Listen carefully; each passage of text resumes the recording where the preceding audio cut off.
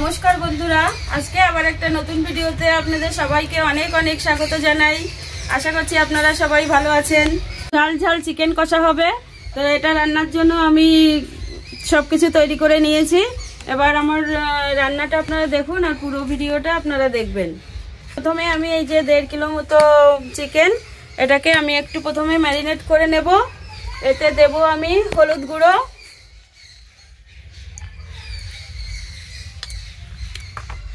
আর একটু গোলমরিচের গুঁড়ো, আর সর্ষের তেল, আর দেবো একটু পাতিলেবুর রস। এটা দিয়ে আমি ভালো করে একটু মেখে নেব।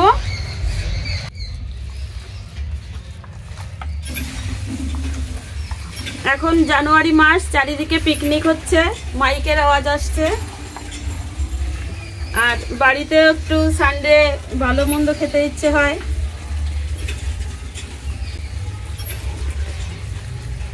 এর জন্য আমি ঢাকা দিয়ে রাখি। আর এই যে উনানে আমি কড়াইটা বসিয়ে দিয়েছি, এবার উনানে জালটা আমি ধরিয়ে দেব।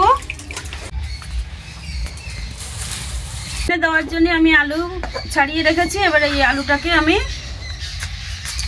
কেটে নেব। ওইটা তাড়াতাড়ি গলে যাবে, তাই একটু বড় বড়ই রাখবো, এক কাটাই দেবো। এবার এটাকে ধুয়ে নেব।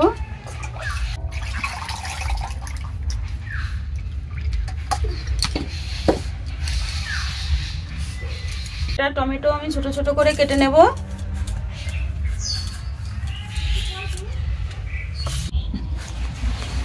এবার আমার কড়াইটা গরম হয়ে গেছে, আমি কড়াইতে দেব সাদা তেল। এবার এই মাংসে দেওয়া আলুগুলো আমি ভেজে নেব।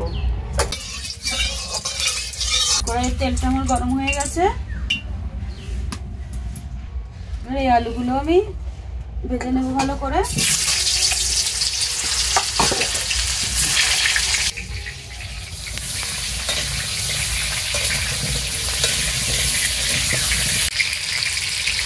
আমি এই কিছুটা শুকনো লঙ্কা বেটে নেব।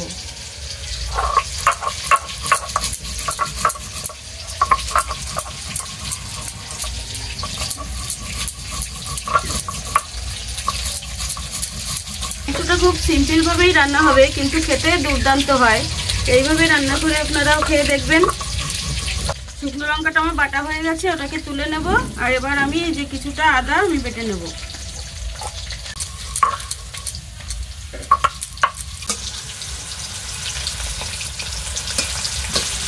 আলুটা প্রায় ভাজা ভাজা হয়ে এসছে, এতে আমি দিয়ে দেবো একটুখানি নুন আর একটু হলুদ গুঁড়ো।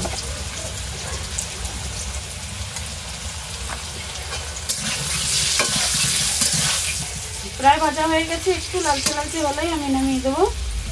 আদা বাটাটাও তুলে নিচ্ছে।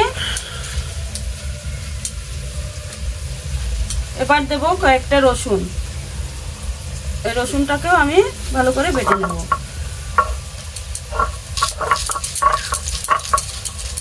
আলুটা আমার লালচে লালচে করে ভাজা হয়ে গেছে, তুলে নিচ্ছি।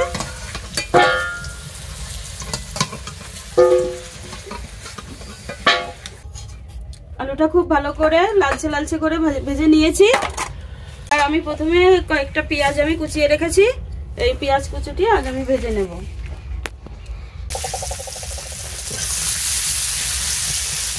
আমার রসুন বাটাটা হয়ে গেছে, রসুন বাটাটাও তুলে নিচ্ছে। সব বাটাই প্রায় কমপ্লিট হয়ে গেছে। পেঁয়াজটাও আমি লালচে করে ভেজে নিয়েছি, তুলে নেব। আর একটু সর্ষের তেল দিয়ে দিচ্ছি।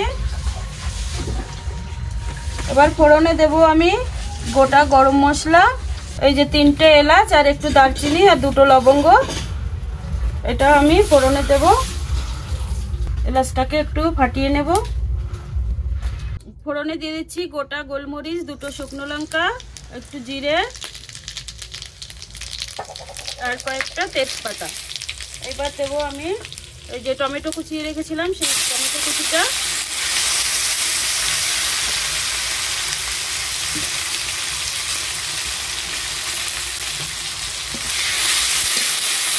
টমেটোটা ভাজা ভাজা হয়ে গেছে। এবার আমি এই বাটা মশলাগুলো দিয়ে দিচ্ছি, আদা রসুন বাটা আর শুকনো লঙ্কা বাটা। অল্প করে একটু জল দেবো।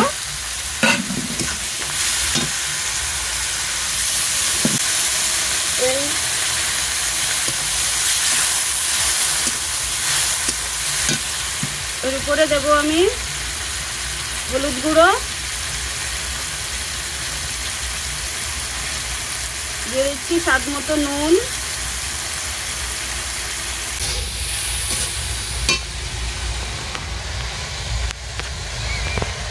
এবার দিচ্ছি 1 চামচ মতো ধনে গুঁড়ো,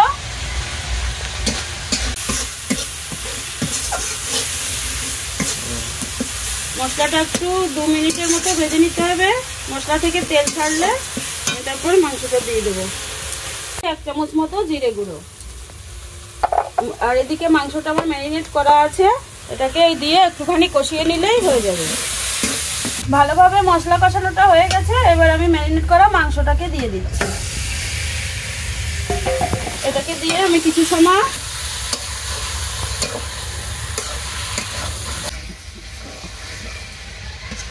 এবার মাংসটা আমার প্রায় কষানো হয়ে গেছে। এবার আমি ভেজে রাখা পেঁয়াজটাকে দিয়ে দেবো আর ভেজে রাখা আলুটাকেও দিয়ে দেবো। এবার কিছু সময় নাড়িয়ে আমি জল দিয়ে দেবো।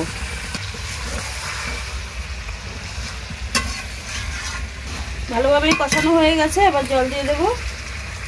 এই কষানোর কালারটা সুন্দর এসেছে।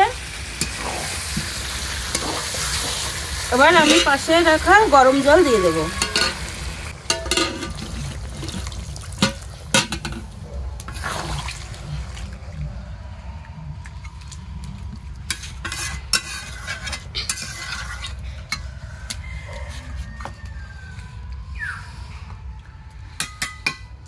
এবার এই মাংসটাকে আমি ঢেকে 5 মিনিটের মতো জাল দিয়ে নেব, আর মাংসটা কমপ্লিট হয়ে যাবে।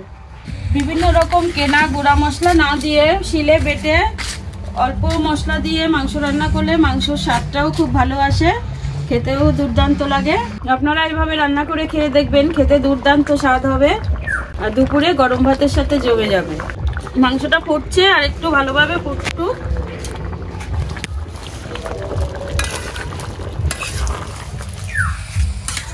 মাংসটা আমার প্রায় হয়ে গেছে। এবার আমি একটু গরম মশলার গুঁড়ো দেব,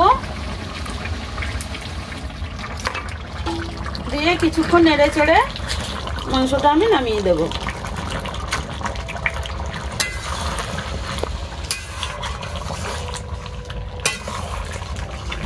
হয়ে গেছে, এবার আমি গামলাতে ঢেলে নেব।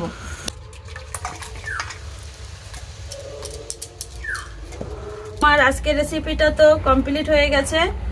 তো রান্নাটা দেখতে তো খুবই সুন্দর হয়েছে, খেতেও নিশ্চয়ই ভালো হবে। তো আপনারাও এইভাবে রান্না করে খেয়ে দেখবেন। আর আমার রেসিপিটা কেমন হয়েছে আপনারা কমেন্টে জানাবেন। আশা করি ভালো থাকবেন, আবার নতুন ভিডিওতে দেখা হবে।